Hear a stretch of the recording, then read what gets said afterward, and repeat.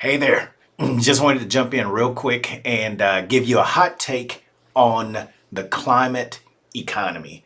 Now, we've been hearing quite a bit about ESG, environmental, social, and governance, and how companies are pursuing that as part of their business model, quite frankly, to, in general, make for a better planet. Let's just call it that and be done with it. And in a lot of cases, there's actually capital available to companies that are investing in that and countries that are investing in it. But all of that is a subset of what you can generically think of as the climate economy. And I was looking at an article by McKinsey and Company, you can see it right here, where they were actually talking about what are the 11 major categories in the climate economy. And what does that mean if you are in business, especially from a venture capitalist point of view? If you are in this market, what is the total addressable market? Now, I don't really want to talk about the TAM or the total addressable market and how much runway a startup has. I want to talk about your existing business and just actually zeroing in what the future of some of your customers' businesses might look like and where you might want to position based on the future of your customer's business and where they might be investing. If you look at this chart, it basically says that within these 11 categories, companies are going to be investing over 10 trillion with a T, $10 trillion annually in these 11 categories. And they're going to be doing different things in these categories. So if you are looking to position your business in growth industries, one of these 11 might make sense where you have customers that are focused on a specific objective and your ability to support them becomes huge as opposed to you selling into a market that could potentially be dying. Now let's talk about this 10 trillion. In the global economy, $10 trillion could be anywhere from let's see, anywhere from 10 to 20% of the total economy. The Fortune 1000 account for roughly 50 trillion in revenue, just FYI. So if you're talking about the global economy, 10 trillion is quite a bit of money. So it's like this is a market to pay attention to.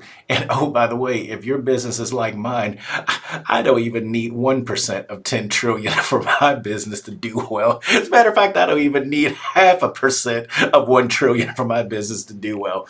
But let's talk about these industries specifically. Coming in on the low end, you got carbon management, where they talk about carbon capture utilization, carbon offset markets, and so forth. Your next one is industrials, your usual suspects, steel, aluminum, cement, mining, and chemicals. The idea here is how do you make these green and clean? The next one being waste. How do you become more efficient at potentially recycling? Materials processing, innovation, industrial mature materials processing, so forth. Get up into hydrogen, into some of your gases, and you start talking about clean and green ways to figure out how to produce these, transmit them, and then what's the ultimate end use going to be.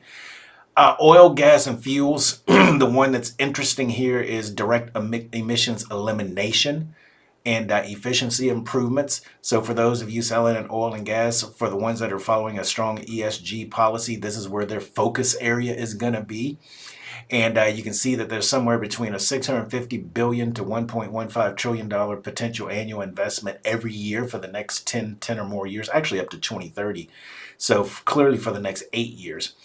You start getting into agriculture and land use. So for those selling to you in this market, they're looking at land and forest management, agriculture production, alternative proteins, to deal with some of the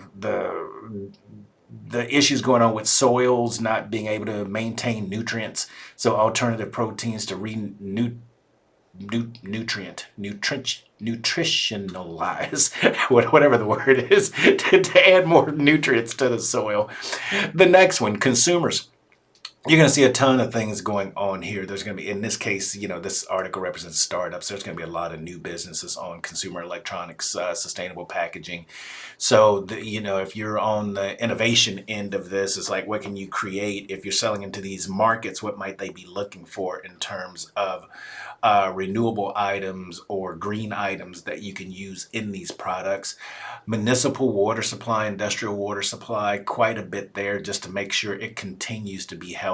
And in a lot of cases, I think removing parts of the infrastructure, like we saw in Michigan and other places, removing the infrastructure that can be problematic, some of the legacy infrastructure. So there's probably quite a bit of money going on there.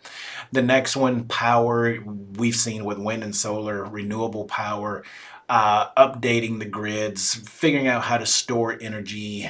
That's going to be a huge thing where when you think about wind and sun, it's like if the sun's not out and the wind's not blowing, you don't have any energy. But what happens if you have a really great day, rather than all that energy just going to nowhere? How do you begin to store it? So that's going to be a huge issue.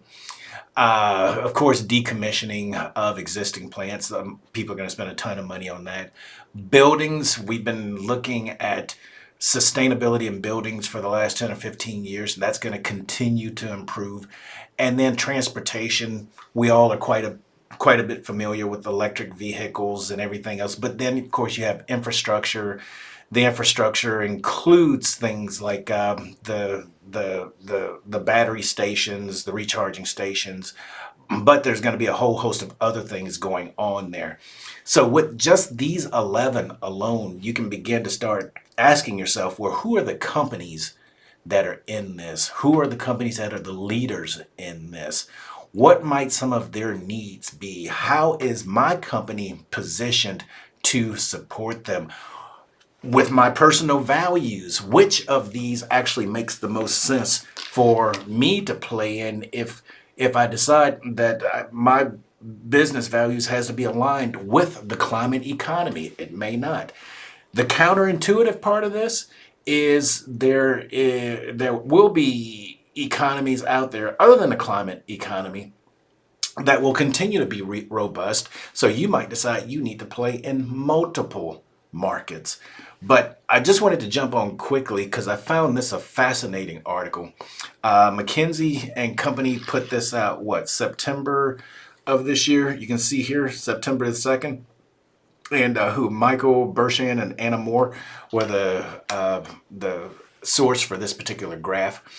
But I just wanted you to take a look at this briefly and go, oh my goodness, people are spending $10 trillion a year. If I got to figure out who might be a good customer for me, some of the companies that are selling into this could potentially be fantastic customers for me. And if I get in with them, especially to the extent that now it's ground floor, I can ride this wave for the next 8 years.